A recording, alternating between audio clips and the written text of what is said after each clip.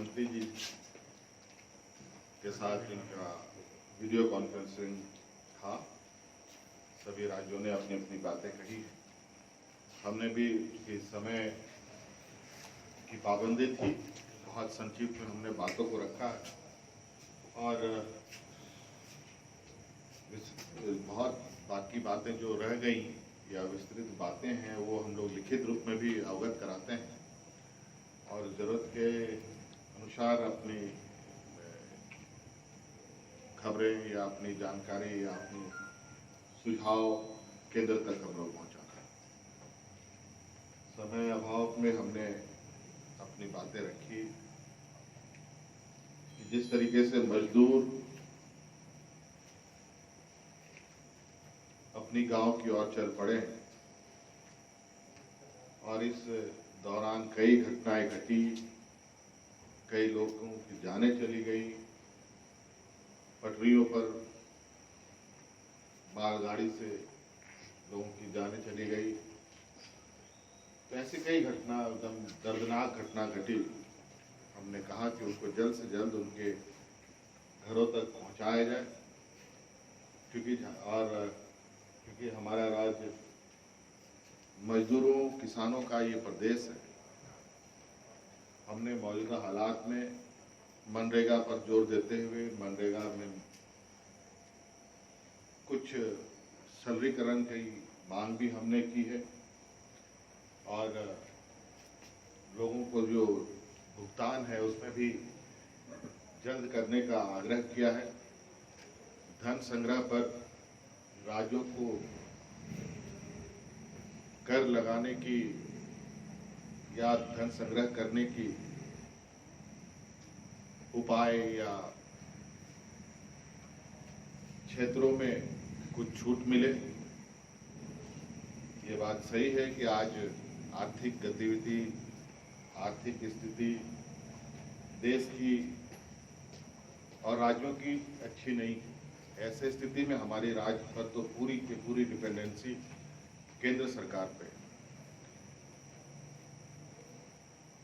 एक एक रुपया को लेकर के हमें केंद्र सरकार से गुहार लगानी पड़ती है।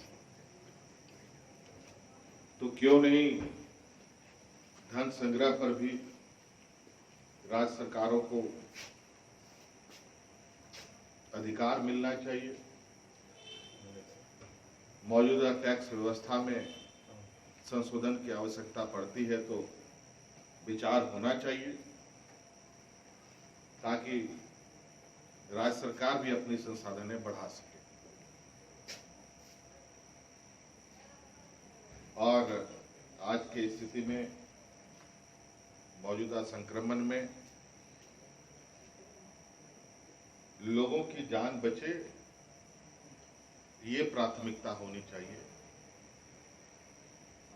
और जीने के लिए और रोजगार के लिए क्या बेहतर संतुलन बने, इस पर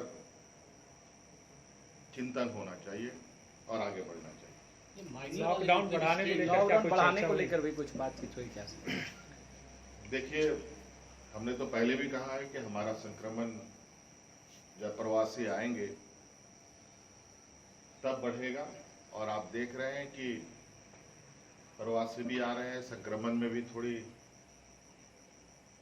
गति दिख रही है, लेकिन रिकवरी भी हम बहुत तेजी से कर रहे हैं।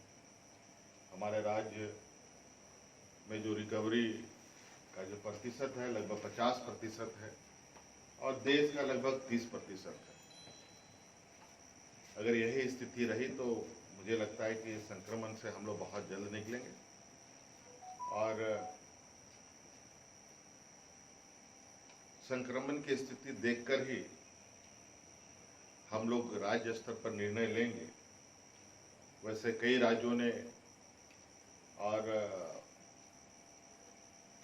मुख्यमंत्रियों ने लॉकडाउन बढ़ाने का भी आग्रह किया है और क्योंकि देश के प्रधानमंत्री तो सेनापति ही देश के हैं, उनका निर्णय आखिरी निर्णय है।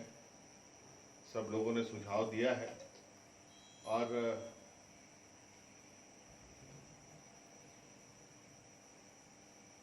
जो जो आने वाला समय में 17 तारीख को आएगा, केंद्र सरकार के द्वारा जो दिशा निर्देश होगा, उस दिशा निर्देश को देखते हुए राज्य सरकार आगे निर्णय लेगी।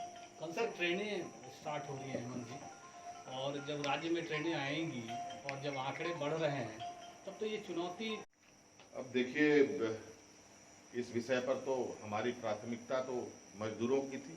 हमने कहा कि जल्द से जल्द और अधिक से अधिक संख्या में उनको पहुंचाने का कोई व्यवस्था होना चाहिए, नहीं तो जिस तरीके से लोग चल पड़े हैं रेल के पटरियों पर, मुझे लगता है कि फिर ये अगर यही हालत रहा तो आने वाला समय में आर्थिक गतिविधियों को सुचारू रूप से चलाना मुश्किल होगा, क्योंकि लोग तो अभी चल ही रहे हैं और उनका गतिविधि अभी सड़कों पर सिर्फ अपना जीवन बचाने को लेकर है। इसलिए अभी देखना पड़ेगा कि आने वाला समय में क्या स्थिति हो। सर, क्या प्रधानमंत्री जी की बात से आपको लगा, मतलब सेटिस्फैक्शन मिला? क्या लगता है कि वो उन्होंने सुनी है बात? अब सब लोगों की बात सुनने के बाद उन्होंने अब उनका 17 तारीख को जो अगला चरण का लॉकडाउन होगा उस पर क्या दिशा निर्देश होगा वो देखा जाएगा। मतलब झारखंड सेंट्रल के डिसीजन के साथ ही जाएगा निश्चित रूप से। अब ये बात जरूर है, केंद्र सरकार का निर्णय तो पूरे देश के लिए अहम है, इसी वजह से पूरे देश में लॉकडाउन है।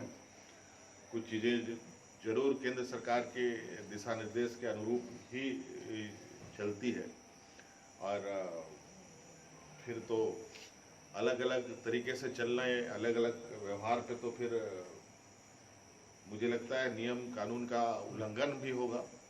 और इतनी जरूर है कि केंद्र सरकार राज्य सरकारों को कई चीज़ों पर छूट देती है, जिसके अनुसार राज्य सरकारें भी अपना निर्णय लेती हैं। सर, कई राज्य सरकारें अपने निर्णय ले रही है लीकर को लेकर, तो सर आप लोग कुछ ऐसा सोचे हैं? पदाधिकारी इस विषय पर चिंतन में है, उसको कैसे सुचारू रूप से चलाया जाए। ठीक सर, थैंक यू।